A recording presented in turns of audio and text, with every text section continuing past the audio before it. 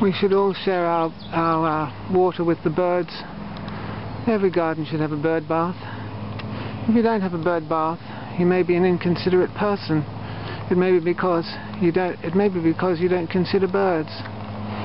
If you consider birds, you'll provide for them, won't you? At least some water and some shrubs to nest in or to find food in.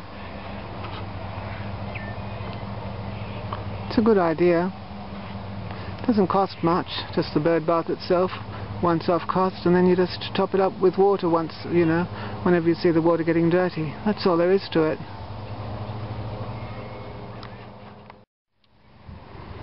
Lots of birds come into this garden to wash and to drink. They do.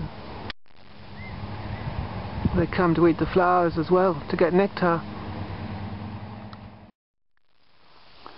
This is a Kalanchoe, or Kalanchoe, I'm not sure how it's pronounced, but these red flowers attract honeyeaters, so they're a good ornamental to have in your garden, and they're drought resistant too.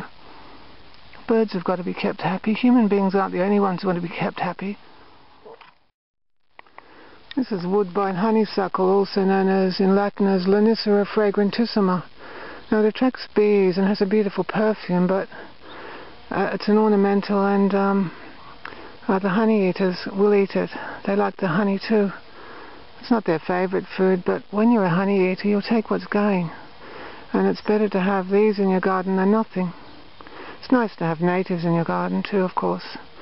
But these are introduced, and they're not sort of prone to bushfire like native species are. Yes, beautiful flower.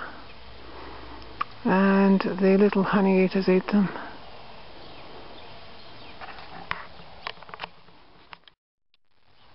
Honeyeaters like almond blossom too.